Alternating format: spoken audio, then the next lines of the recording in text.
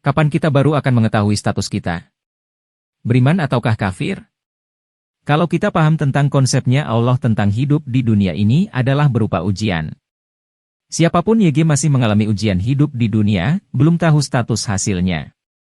Status hasilnya itu apakah disebut dengan muslim, mukmin, musyrik, kafir dan sebagainya.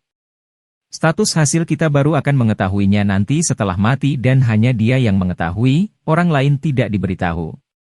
Barang siapa yang murtad di antara kamu dari agamanya lalu dia mati dan dia kafir, maka mereka itulah yang sia-sia amalannya di dunia dan di akhirat, dan mereka itulah penghuni neraka, mereka kekal di dalamnya. Quran Surat Al-Baqarah ayat 217. Pada ayat di atas, status kafir akan ditentukan ketika seseorang mati, dan hanya dia serta Allah yang tahu. Begitu juga dengan status beriman. Mereka dalam keadaan gembira disebabkan karunia Allah yang diberikannya kepada mereka, dan mereka bergirang hati terhadap orang-orang yang masih tinggal di belakang yang belum menyusul mereka, bahwa tidak ada kekhawatiran terhadap mereka dan tidak pula mereka bersedih hati. Quran Surat Ali Imran ayat 170.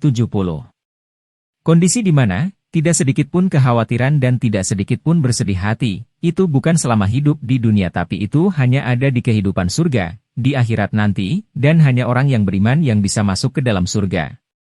Jadi ketika dia telah masuk surga, maka dia telah dikategorikan oleh Allah secara pasti sebagai orang yang beriman atau mukmin.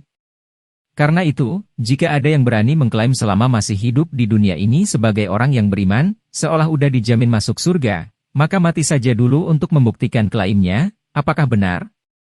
Karena setelah mati, baru nanti akan diberitahu statusnya.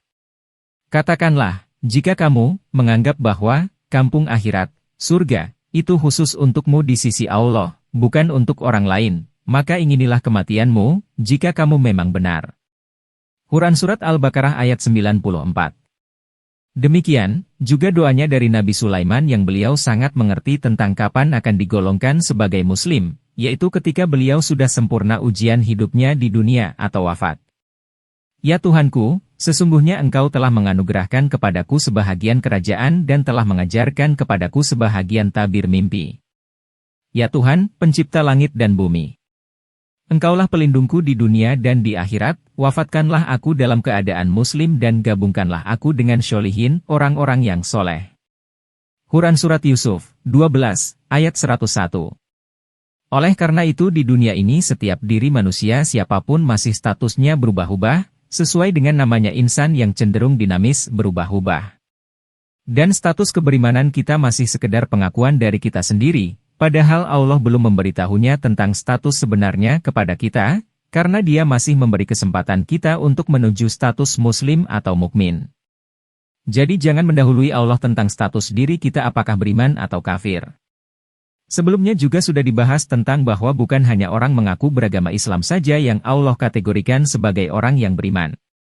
Orang-orang yang beragama lain juga bisa dikategorikan sebagai orang yang beriman. Silakan klik link pada bagian kanan atas atau bagian akhir dari video ini. Demikian, wallahu alam.